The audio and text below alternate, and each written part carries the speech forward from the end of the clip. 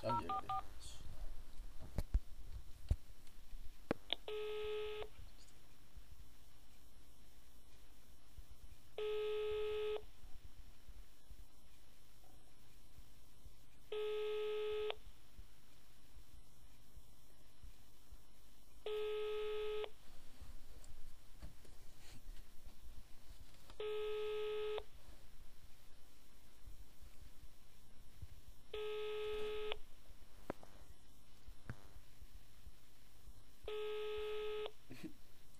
Hallo? Hallo? Hallo? Hej, jeg hedder Mathias. Ja, goddag, Mathias. Jeg er en af dem, der laver Er, projektopgaver. er det dig, der har mailet til mig? Ja, det er det nemlig. Jeg går lige ud, hvor der er lidt stille og fredeligt her. Fint nok. Jeg skal lige, jeg sidder her til et sted, hvor der er lidt mange mennesker. Ja, Og nu går jeg lige ud på gangen en gang, så kan vi lige snakke sammen. yes. Så kan jeg bedre høre dig. Ja. Så nu hjælper jeg på det. Okay. Hvordan, hvad siger du?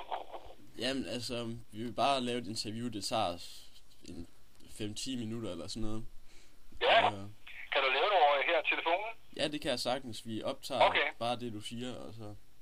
Okay. Yes. Hvorfor begyndte du selv at skrive protestsange? Jeg begyndte, jeg begyndte at skrive protestsange, fordi jeg altid har været meget optaget af tiden og det samfund, som er omkring mig. Og da jeg begyndte, at jeg spillede rockmusik oprindeligt, men da jeg begyndte at synge danske sange i 70'erne, så synes jeg, at det var spændende at beskæftige mig med hvad der sker i samfundet, og et eller andet sted opdagede jeg, at her var en niche for at kunne røre ved nogle ting, som rakte langt ud, længere ud, end bare at skrive sange om kærlighed, Ja. og hvad man ellers sådan skriver om. Hvem inspirerede dig til at begynde på det? Hvad siger du? Hvem har inspireret dig til Ikke nogen egentlig. Ikke andet end min indignation, og jeg synes, at der var rigtig mange ting, som burde være bedre. Jeg kommer selv fra en familie, hvor vi sådan set har det haft relativt godt og haft gode muligheder osv. Og jeg blev meget indigneret over at opdage, at det er ikke noget, som mine omgivelser nødvendigvis har. Så synes jeg, at det var vigtigt, at ikke bare at lave musik, men også at få sproget med. Og når man begynder at sige noget til hinanden, så er det vigtigt, at det vi siger til hinanden også er meningsfuldt. Ja. Hvad protesterer du så imod? Jamen, dengang da jeg var ung, der protesterede jeg jo meget imod,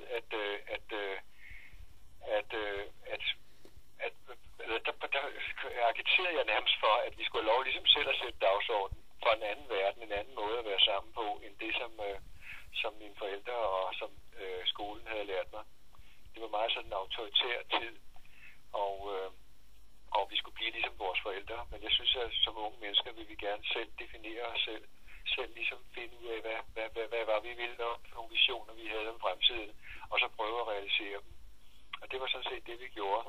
Og når vi gjorde det, så kom vi jo til at virke som protestsanger, men i virkeligheden var det jo ikke egentlig protest, det var mere at prøve ligesom at finde nogle nye værdier, og så være sammen om dem og realisere dem. Ja. Synes du så, du har fået noget ud af at protestere? Jamen altså, det som jeg opdagede, det var jo, at når man begynder at skrive sange, som om ting, der er oppe i tiden, og som udfordrer tiden, så kommer man lige pludselig i forbindelse med en masse forskellige mennesker, som også kan være med til at inspirere en og bringe en videre. Og jeg begyndte at beskæftige mig med skolen, hvordan det er at være god i skolen. Og for mig var det vigtigt at sige, at man lærer for livet, og man ikke lærer for erhvervslivet. Og jeg beskæftigede mig med fællesmarked, som var et stort spørgsmål i begyndelsen af 70'erne. Og der synes jeg, det var vigtigt, at vi ikke bare blev trynet af kapitalismen og profitsamfundet, men at vi et eller andet sted som Danmark, og med det vi var, og den nation vi var, et eller andet sted også fandt vores egne rødder og selv satte dagsordenen for, hvordan vi synes verden skulle være. Og der synes jeg simpelthen, at verden skulle være meget mere rummelig end det nye Fort Europa, som var på vej på det tidspunkt.